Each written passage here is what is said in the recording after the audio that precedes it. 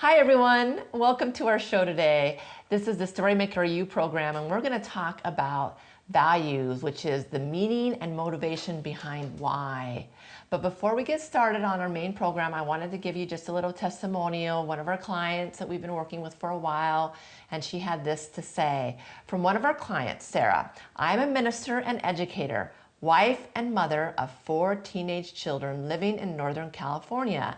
After leaving a job I loved in an organization that was messy and dysfunctional, spending more than a year trying to find a new job where I could earn what I needed to earn and coming up with nothing, I was very stuck professionally.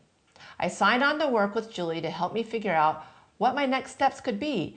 Initially, I thought I was going to explore what other kinds of employment I could find and how I could secure a decent paying job, any job I didn't hate.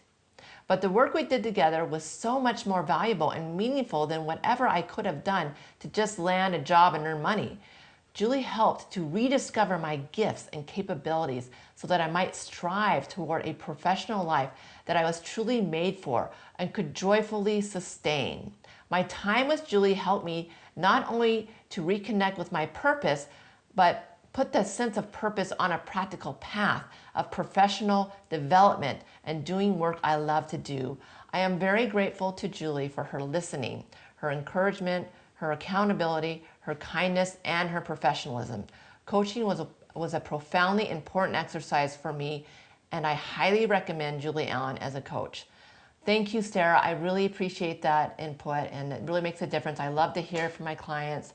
It makes a big difference, and it makes me know that I'm on the right path and that I should continue working as a coach and working with all of you. And just like to see, where you are and how this is helping you. So I just really appreciate that. One of the more important things in life to know is what is important to you. What are your values? How do you go about even defining and finding out what those values are? Yeah, we do know our values in the sense that they kind of live in our subconscious, and they are something that will drive us and motivate us. I mean, our motivation knows what our values are. Our subconscious knows what our value is, but our conscious may not know exactly what they are. So if somebody were to ask you, for example, what is your street address? You would know that, right? Or what is your phone number? These things are actually, you have them memorized, so you would just rattle them off, not even really thinking about them, just autopilot, there they are. But when it comes to our values, even though we're driven by them daily and we prioritize our life according to them, we may not be able to just tell somebody. And in fact, people don't normally ask you, what are your values? So this is an opportunity for us to really come together and talk about them and get clarity in what they are so that we're more familiar with what they are, and we can use them to the best of our ability. So what we're going to do today is essentially break apart basically what different kinds of values are. There are a couple different groups, and give you some leading questions to help you discover yours. And surprisingly, this is not like some big, deep, long conversation where you have to reflect for an hour or two. Most of these, what are your value questions, you can figure out in just a few minutes. You know the answer, as Julie already said. You just need to figure out a way to pull them out. Yeah, so knowing your values is important because life is changing every day, right? You can't avoid change. Change is happening all the time. But what part is not changing is really your core values. And knowing what those are is very important to you, because then you know what part you won't change, and then you know what part is flexible in your life and what part will change. And in that way, you can be better at making decisions in your life. You can reference your values in terms of, big ideas or big decisions you need to make, and you're just more flexible in certain parts. But then you also have this kind of tree trunk of values you can come back to and go, these are the parts I will not change, and these are the parts that are most important to me. And it just makes it a little bit easier in life. When you're not living in accordance with your values, you're more likely to run into conflicts and come to points in your life where you feel stuck, like you're not really sure what to do. You might be stuck in terms of a new career path, which is what I work with most of my clients on anyway, is they may be stuck in terms of how to change a career, how to find a new job, or what it is that they're good at, and getting clarity on what those values are really makes a big difference in helping start to move that, get some momentum going, and start thinking about what their options are a little better, and start putting together kind of a transition plan and how to get there. So, Well, the values are also kind of what drives your daily decisions. How do you live your life? How do you even like overcome temptations and just the other distractions in your life? Does this feed into what my core values are? And I need to basically be nurturing that area. It's kind of like these can apply to yourself. It could apply to your business. It also could apply to, say, a governmental organization. I mean, in the founding documents of our country, we hold these truths to be self-evident, but truths are basically the values of, what the U.S. was even founded on. Mm-hmm. Yeah, and that's what brings a group together and gives them unity when you don't have one specific leader in a situation like that. For groups, it's in organizations or businesses even, it's nice to have that common thread. It's the common ground, those values that they can look to. They can develop principles from those. They can develop policies and procedures that are based on those values. So it kind of all rolls down, and they're linked to the vision. They kind of come out of the vision in many ways, and it's what keeps an organization together in many ways as well. Well, even when you're doing it at a personal level, if you're doing something that is supporting your values and not in conflict with them, you'll be a lot more like the feeling of accomplishment. Yes, I am proud that I did that particular item. So if you have as one of your core values service, you want to be of service to others, you could have this project at work where you absolutely just knock it out of the park, but if it's not really servicing, helping other people, you'll be kind of like, yeah, okay, it's done, give me the next project. You won't really feel accomplishment or pride or any fulfillment off that. But if you're working on a project where it's like you're feeding and supplying goods to homeless veterans on the street, and service is one of your value areas, then you're going to feel a great sense of accomplishment of, yes, I am helping these people, you'll get energy, I want to do that more. Right, yeah. So values will serve as your compass in terms of what direction you need to go, what changes, what kind of person you want to be. And if you don't have those, like if you don't have your personal values in alignment, then you become more susceptible to conforming to other people's values or conforming to other organizations' values that don't line up with yours. That's why it's really important to find organizations and jobs that really align to your own personal values. That makes it much easier to work for a company anyway. If, for example, one of their core values is excellent customer service, right? And you are maybe somewhat of a perfectionist who really wants to serve people to the best of your ability, and you believe that you should respect everybody, and that's kind of related to that. So these kinds of things, when you really want them to line up and make them come together when you're looking for what kind of career path to take. And if you don't know them, then you're going to be susceptible to becoming part of someone else's values, or becoming part of someone else's ways of thinking, and it doesn't really work so well, right? Or you just won't be energized at work, you won't be that excited about it, and then you'll have someone else on your team that is excited because that is one of the value areas, and all of a sudden they're getting promoted above you, and it's not your area. It's not where your values lie. Yeah, so they're really your identity in many ways. They identify you. You can identify them. People will oftentimes look to you and go, oh yeah, I think your values would be this or that. Like we were talking about our daughter just yesterday and saying, I think one of her values, I was asking her what some of her values were, and we all kind of agreed that one of them is really competition. Definitely. She needs to do competition, and if she doesn't do that on a daily basis, then she starts to wilt like a little flower. Well, she gets depressed and a little more like, I don't want to do things. But I mean, even when she was little, if we needed to have her eat and she was refusing to eat her food, we would turn it into a competition. Okay, let's have a contest so you could eat the food the fastest. All of a sudden, even though she did not like the food, she cleared her plate. So you turn it into a competition. That was definitely one of her values. It's a motivator for her. It's definitely an identity stamp for her in many ways. So. Yeah, but now let's go ahead and talk about the different groups of values. So the first group that we need to look at are, what are your core identities? What actually are the values that make you you? And actually, by even knowing those values, your behavior actually becomes a little bit predictable. It's kind of like, my value is here, I'm in the situation, how am I going to react? You already know the answer to that. It's what gives you your true identity. It's where you are, and it's the biggest motivators of your life.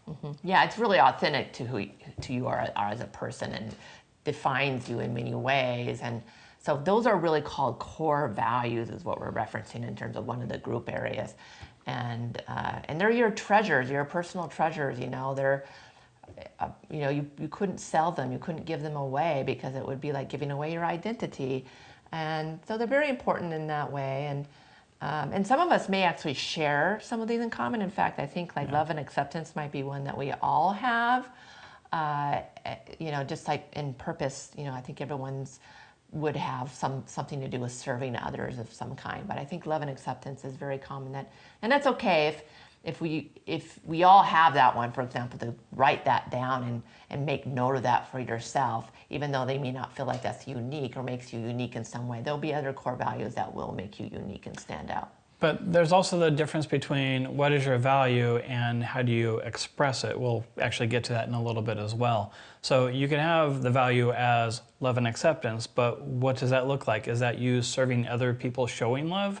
Is it being accepted by your peers and your managers at work? So the expression of the value may be different, but the value itself is not going to be changing. True, yeah. And that's a good idea to do that when you start listing out what's most important to you in terms of your core values. Writing out, defining what that means to you is interesting also, because it will really make you give you a lot more clarity and understanding why you act a certain way, or why you're chasing a certain feeling perhaps.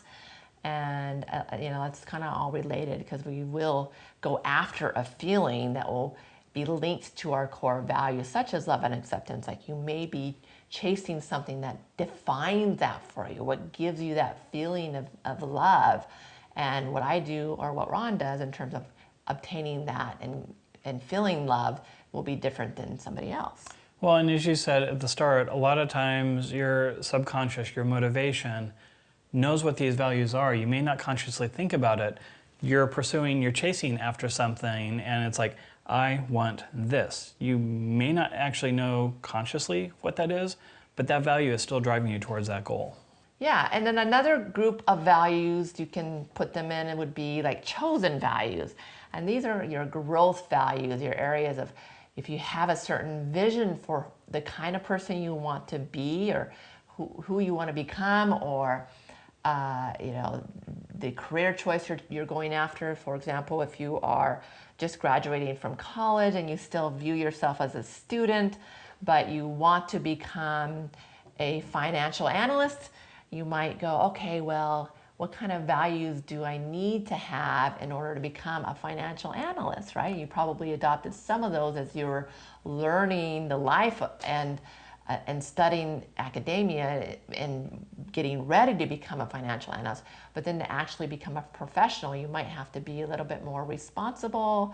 You might have to, be somebody who is reliable and able to get to work on time, versus as a student, maybe you missed some classes and were late, or you might have to be more accountable. And these kinds of values you might need to start adopting a little bit more and living on a day-to-day basis.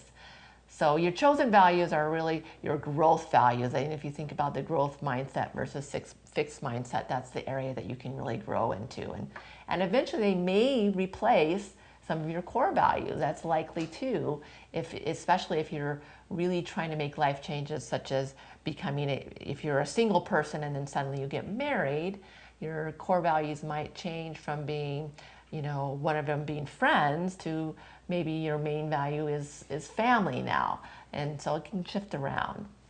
So the chosen values are essentially your values that you can always work towards developing and improving.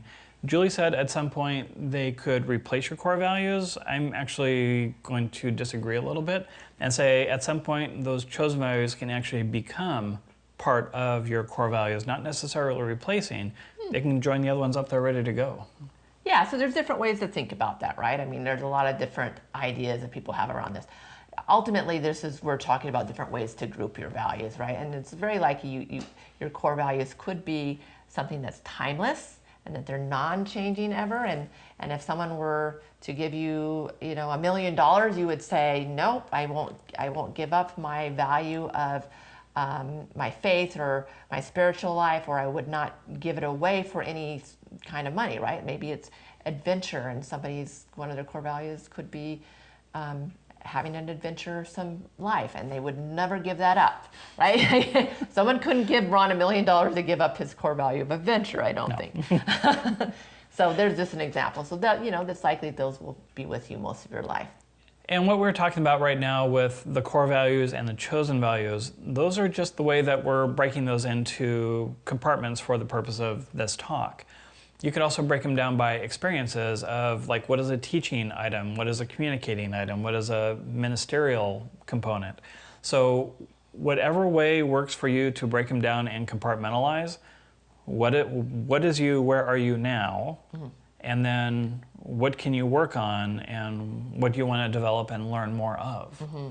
Yeah, so he was talking about the experiencing values, and those could be, like he was saying, like maybe something you achieved, or exploring, or entertaining, ministering, these kinds of things that are like, what kind of experiences do you think about in your life in terms of values? Like, what kind of experiences do you want, or that you really need, or that are very important to you?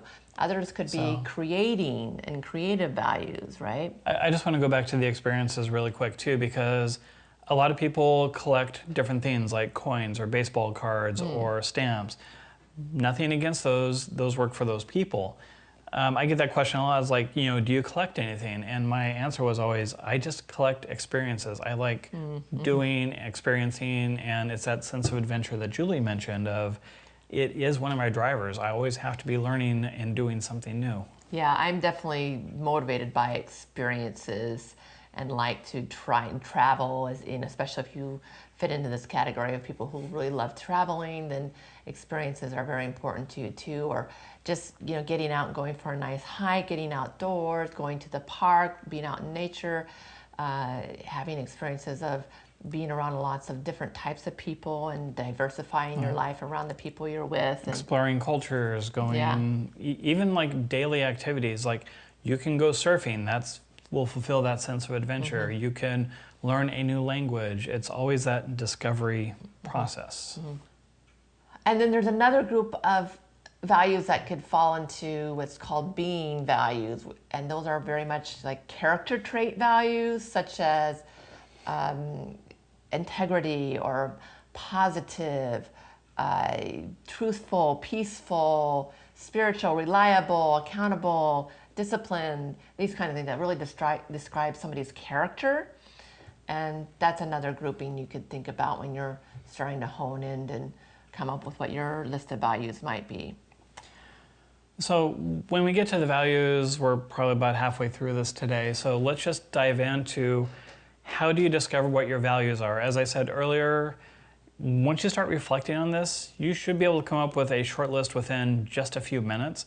It's kind of like, what drives you? What's important to you? What is your motivator? How do you get things done? How do you feel about something? What are your emotions around it? It's kind of like, what do you want to do with most of your time? Yeah, right. So just think about, what do you want to do with most of your time? Or what are you currently doing with most of your time? That will give you a lot of clues as to what is your value, what is most important to you, right? And most of the time it's not going to come up and say, here I am, here it is. You make a list of things that are important to you, and then you look for the common threads connecting those. It's kind of like me, communications is one of them that kind of shows up as more of a growth area, but that's why I enjoy and like learning languages. I like connecting with people from other cultures. Even the project management stuff that we did for like Boeing, Microsoft, and all those other companies, it's about connecting, communicating, getting people together and working towards a goal. Yeah, so those are really basic questions you can ask yourself. I mean, there's lots of other exercises out there that we do when we work with clients to help those values really emerge and come to the forefront, so they're very obvious to them. But I mean, just asking yourself, what's most important to you? What kind of feelings or emotions are you trying to chase after? And why is that? Why are you doing that? What's the why behind that, right? Why are you chasing certain emotions or feelings? Why are these things most important to you? Asking yourself why will really drill down to kind of, validate the reasons behind them. And then, how do you spend your time, or how do you really want to spend your time? Because if you're not spending your time in accordance with your values, you may be stuck. You may be in a position where you're like, I'm not happy, I'm not fulfilled, I don't have meaning, there's a huge gap in my life. And that's probably because you have a value that you are not living up to. And we see this a lot on the coaching practice, especially on the business side. Julie just said, it's like, I'm not really fulfilled. I'm not doing anything at work that's just getting me, what should I do at work? And a lot of times the answer to that question is find other work. If you are working in a field that's not supporting any of your value areas, you should be starting to look at something else that would actually support that. Right. Just if it's just a financial reason why you're doing your job, eventually it won't pan out. You'll come to a point where you just can't get up and go to work anymore, and it's just a real struggle and a real fight, and it becomes very difficult for yourself. And a lot of clients come to me and they're at that point. And so they're more likely, when they get to that point, that the pain is so bad that they're willing to go through the pain of making the transition in their life and fighting for this change in their life, versus the pain of actually getting up every day doing the same thing that they're in a rut doing and they're miserable at, right? And it's kind of the same thing that we've talked about on our videos and talks on purpose and goals and all that. It's, you should get energy. The purpose and values are not all that far apart. So. Yeah, you may not get the same financial success from living your purpose and being in alignment with your values, but it will bring you and give you what makes you the most happy. And that is doing something that you're meant to do. And, so there's a lot of compromises you do need to make in order to make sure that you're living in alignment with your values and purpose, and have that meaning and fulfillment in your life. But there's always that risk at the end of your life that you get there and you look back and go, wow, I could have done that with my life and I didn't, versus the risks of going through the changes you may need to go through now to make it happen. I mean, I've personally done that before too, where I had a fairly well-paying job for the point in my career I was presented with a project of, we need you to do this. I'll leave names out for legal reasons, but that went completely against what one of my core values were, and I was basically told the manager, I cannot do this. There is no way that I will ever even consider doing that. And they, got the classic line, well, do this or we'll fire you and find someone else. And I'm like, I'll save you the time. And I basically walked out the door. So, standing up to your values is a lot more important than just the financial stability or the short-term reward. Yeah, I've heard a lot of stories like that, and I thank you for sharing that story, because that is a perfect example where your values come into conflict with some sort of outside organization, and teenagers go through this a lot too when it comes to peer pressure, right? They might have personal values that come from within them that are in alignment with their family values, and then they might get pressure to do something that they don't want to do, which could cause damage to somebody or harmful to somebody, where they might hurt somebody, and they just go, wow, either they can compromise their own values to be a part of the group, or they can let it go and do what they know is right? And so, and that's one of the big conflict areas that a lot of people, not just that age group, deal with, but it's kind of like, sometimes those values may seem to be in conflict. Your example right there, you might have here's your family value of what to do, but you have this love and acceptance value from your peers, and all of a sudden those two are like banging their heads against each other like bighorn sheep up in the mountains. Right, they start to collide, and that's where it's nice to actually put your values in order of hierarchy and listing them out in terms of priorities. And that can be helpful, because that you can reflect on that and go, what's more important to me in terms of this value? Is it love and acceptance, or is it doing the right thing and having safety and security? Well, and that's kind of the metaphorical, you're going to draw a line in the sand. If you're going to commit to something, step over the line. If not, don't step over the line. It's those values that'll determine where that line in the sand is. Yeah. You're approaching it on the love and acceptance, and all of a sudden something's in conflict. It's like, no, I need to be on the correct side of my values instead of compromising them to fit into the group. Yeah. Yeah, I mean, it helps you be more intentional in terms of your decisions that you make. And when you run into conflicts, that it gives you that opportunity to go, look, I know I know by heart what my core values are. Therefore, I can look at them and go, this is why I'm making this decision, and this is why I'm not just going to make a spontaneous decision to do something that I know doesn't feel right. And now I know why it doesn't feel right, right? You can look back on it that way. So far we've kind of given you little glimpses into what are some of our values, like between the adventure or the love and acceptance and the service for Julie as an example. But there's a lot of different ways that you can go about listening with them are, and we'd also like to kind of share what some of ours are. So Julie, you have a nice little tool that you use. Yeah, I think a great way to do this is to get some index cards, some flashcards, and then you can go through them and just start writing them on each card. Write down what you think is most important to you. One value per card. And one value per card. On the back, you can even write down a definition of what that means to you. For example, my number one is a spiritual one. It's inspiration, putting God first, having meaning and purpose in my life, which is why I feel like my purpose is to help people find their purpose and to bring meaning and purpose into their life. But for me, that's very important on a daily basis to have that one. And then the other one, number two, which is love and acceptance, which again, I think, it's very likely we all have that one. I'm sure there's exceptions to the rule, but then number three is health and energy. I'm very much driven by my health and feeling like I need to go through and have energy. And when I don't feel healthy or I don't have energy in my life, I make major changes in my life. And I know Ron has seen me go through making, where I've cut things out cold turkey. Like one day I was drinking coffee and the next day, no more coffee. And same thing with gluten and dairy. And then, I kind of dabbled in and out with eggs for a while. And lately, my biggest one has been vegetarian because I still struggle some days with feeling like I have inflammation issues or chronic fatigue issues. And so I'm like, I'm just going to try this vegetarian thing out. And I've been doing it now for 2 weeks. And I do feel a lot better, but I'm trying to give it the full 30-day experience to see how I feel after that. And anyway. And that actually kind of teases out, I think, a future point that we might talk about here pretty soon, is that sometimes you're going to have to reevaluate what those core values are, or the growth values, or how you present those. Your example about the coffee was a great example. I remember that day where you had like lots of coffee for a couple days, you didn't have it, then you got real jittery, you got your headaches, you went through the full withdrawal spectrum. And okay, it was the coffee, and so that was a motivator to make a fairly drastic change.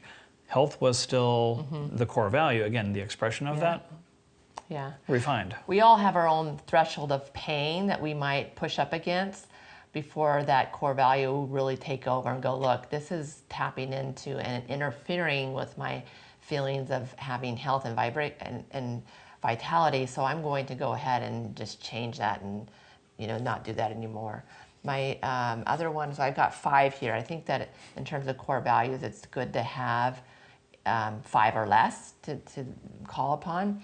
My other one is service and contribution, and feeling like I am making a difference in terms of serving people, or I'm putting others above myself, or just feeling like I'm making a difference, right, and helping people in some way. And so that one's very important. And then my last one I have, which it was interesting to me to come to this discovery, but I think it's time. I really value time. I try to make use of every single minute of my day. I really think about, I plan out my days. I try to tackle as many things as I can, and I try to, live a full life every day.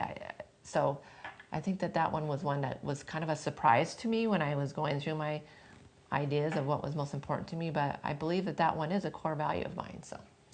Yeah, a lot of those are very similar. It's kind of like, faith is definitely one of them. Family is one of the tests that we talked about. For $1 million, would you change this? For 10 million, like things like, faith and family, no way. Those are not changing. But health is another one of mine too.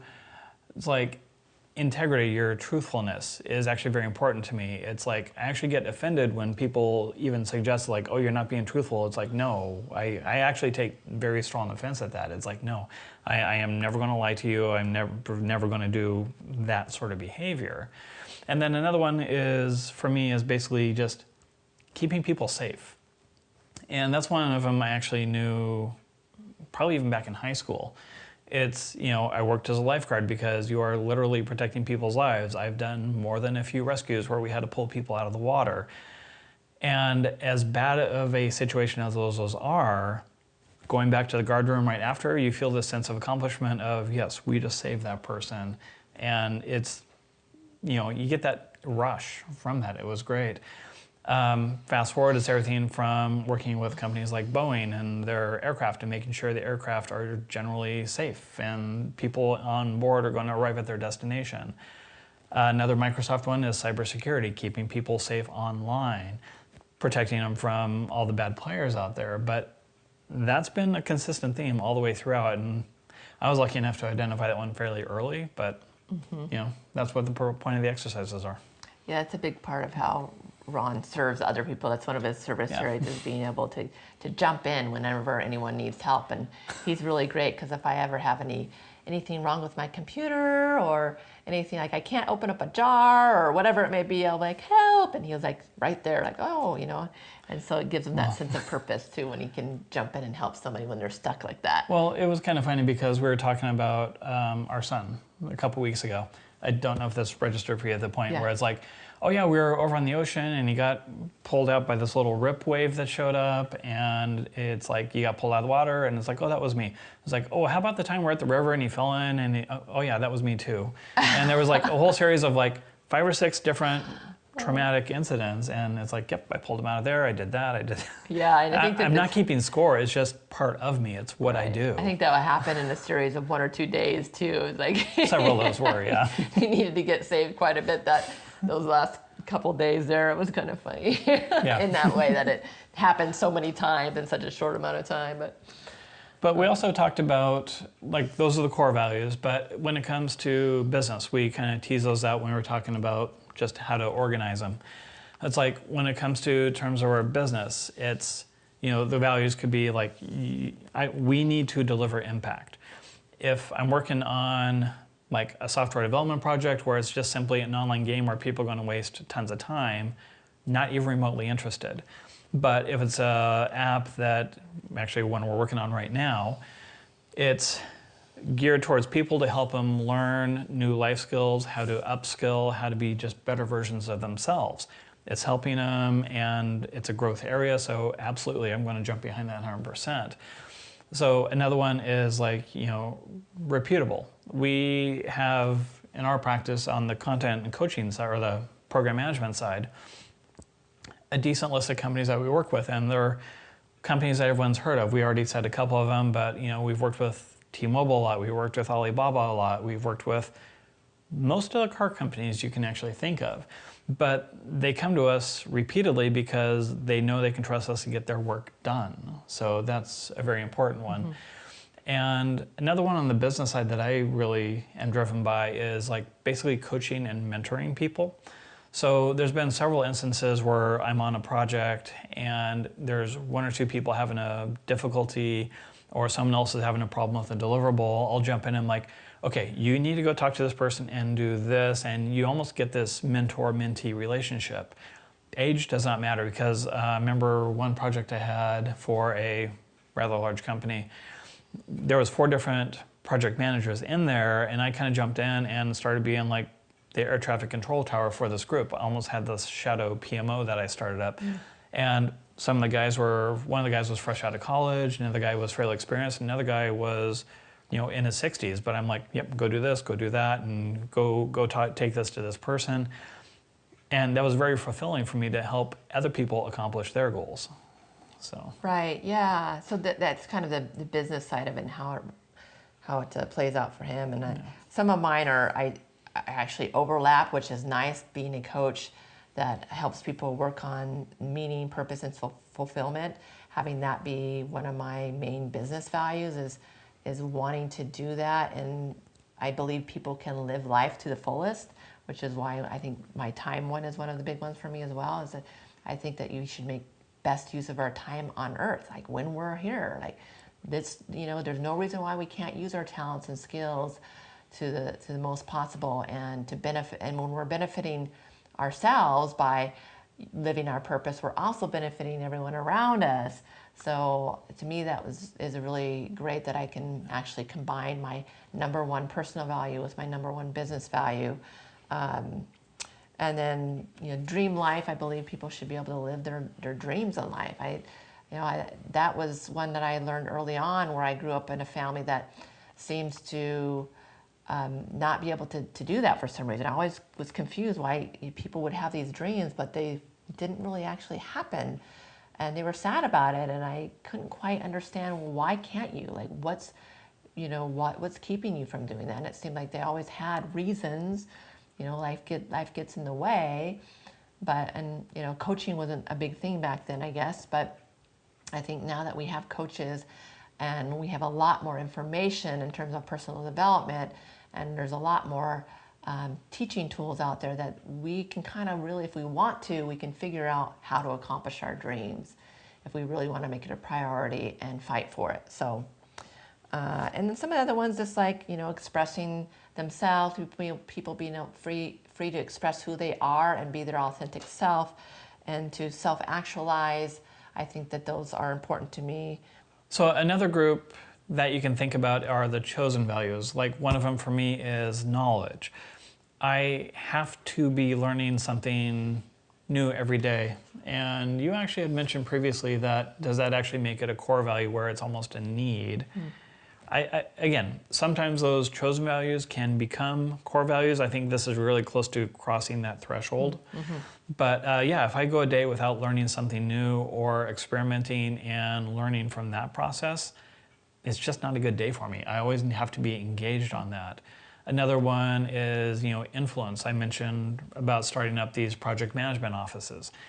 Having that influence over people and being that trusted advisor, the go-to person whenever they have a problem, which also kind of supplements the keeping people safe, as you jump in and save the day sort of idea.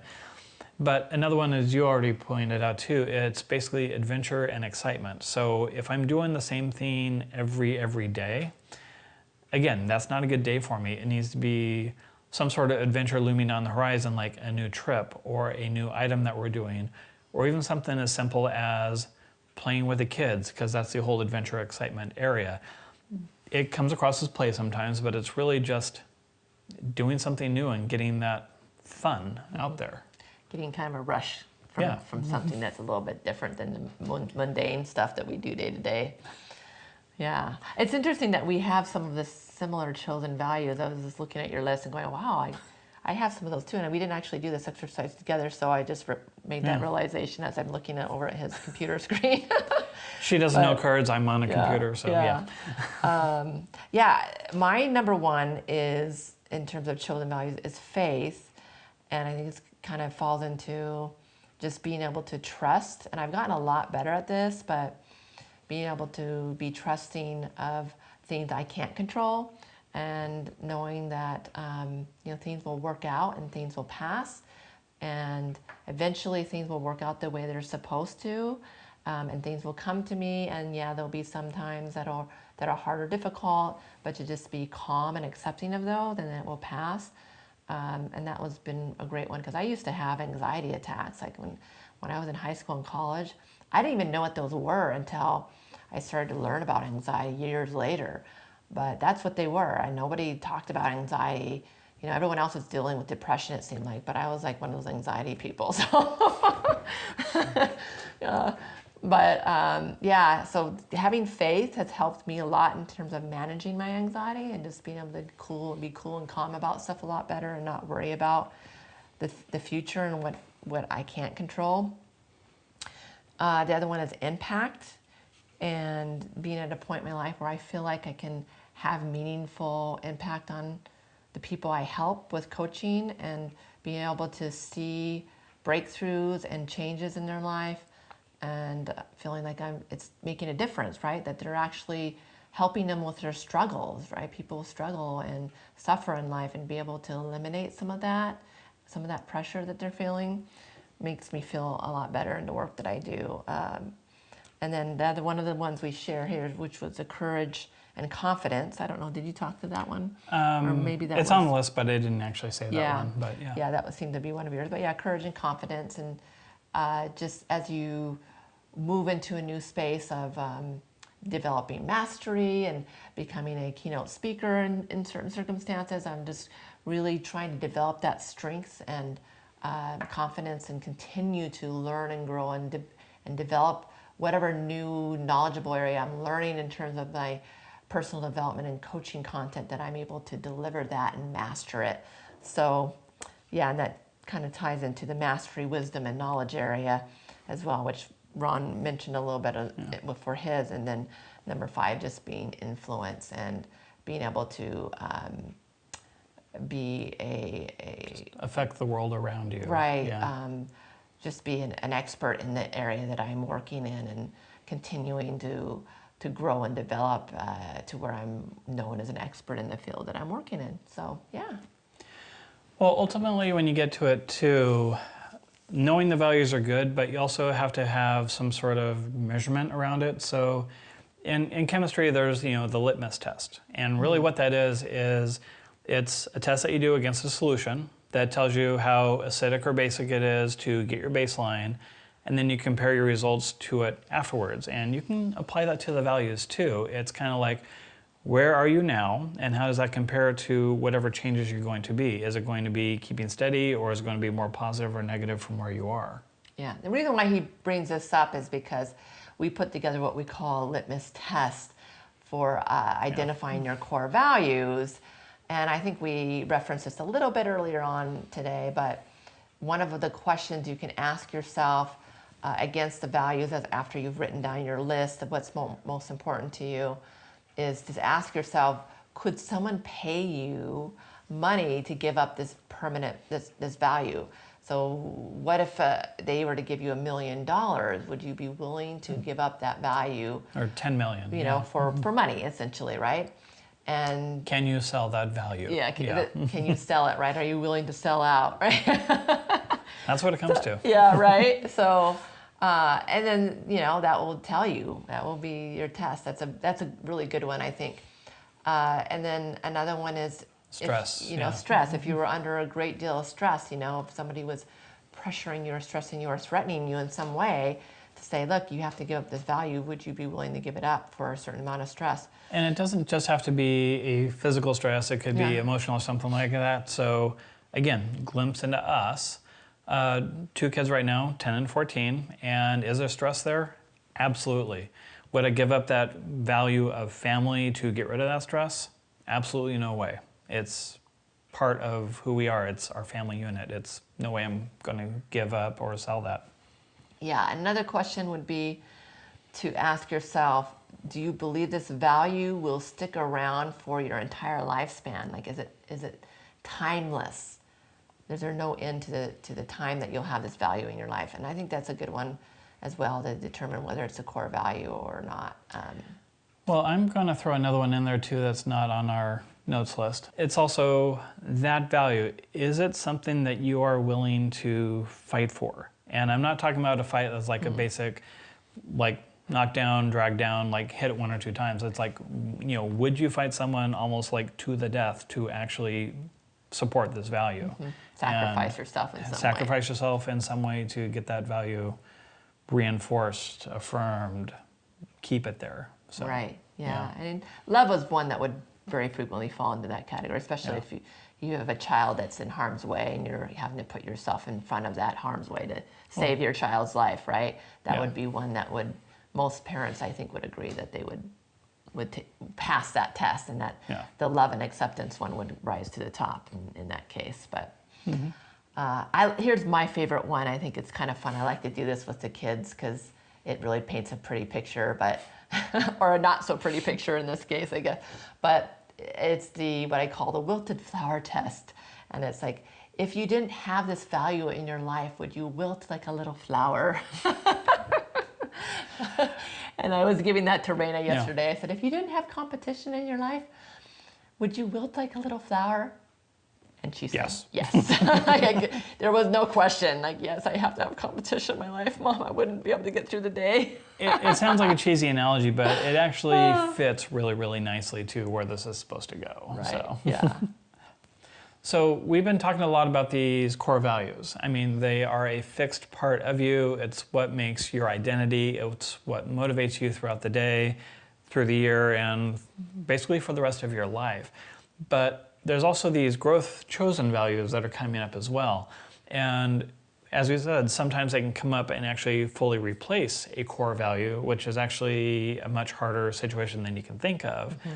Or these chosen values can also just assimilate and become part of your core values as well. That could be everything from, you had some sort of traumatic injury or event that happened and makes you reevaluate where you are, what your life looks like. Mm-hmm, mm-hmm. And, yeah, I mean, it could come due to a turning event that you might have, or you've lost somebody that you love, or you have a major change in career, or you get married, or you have a child. These kinds of events can really shift your core values around.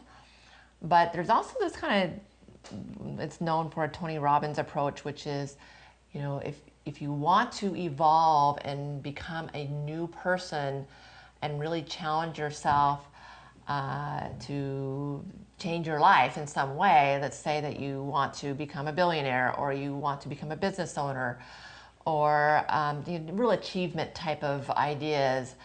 Maybe you want to become a keynote speaker or guest speaker, and you're like, you have to change yourself and your identity in order to become this vision of yourself. Then writing down values you think would make you that kind of person. Let's say you're a business administrator and you want to become a business owner, and you have to think about, well, what kind of values does a business owner have to be a successful business owner? And you might say entrepreneur and risk taker and these kind of things, where your current state may be that you are a follower, or you like just risk averse, risk adverse, and so therefore you have to adopt these new values in order to evolve into this vision of yourself. And sometimes you may have these kind of shiftings from the current values to the core values, and really just being intentional about that. So there's on one hand, you could be intentional about changing your chosen values into your core values and shifting those over. On the other hand, you could have life-changing events that, because of those circumstances, make you rethink your core values. And so, yeah, I just wanted to point that out. So, yeah, we're kind of about the length that we want to be here for this particular segment today. So just to start wrapping it up, core values, the why behind what you do. Right, yeah, they really are the why behind what you do. They're what motivates you. They're what give you meaning and purpose. And it's a great exercise to it doesn't really take that much time to sit there and really think about what's most important to you, and write those things down, put them in hierarchy and prioritize them, and then think about them, define them for yourself, and write down then again what you think are chosen values, of some growth values of who you want to become and where you want to go in life, and the future self of who you're wanting to evolve into. And just, I think it would benefit everyone to do that. And so I just challenge you and encourage you to give it a try. So whatever way you do it, Julie's on the note cards, I'm on a device screen here. So just whatever your values end up being defined as, just make sure you know them. Make sure, I'm sure most of you can just rattle off your phone number when you were like in high school. So you should be able to say your values just that easily. It's like, this is what drives me, this is where I am. And some of those growth values, again, they might become a core value, or you might have to reevaluate what those are from time to time. But in general, just know what they are. Yeah. Mm-hmm. So thank you for joining us today, and we look forward to connecting again later. Take care. Bye-bye. Thanks. Bye.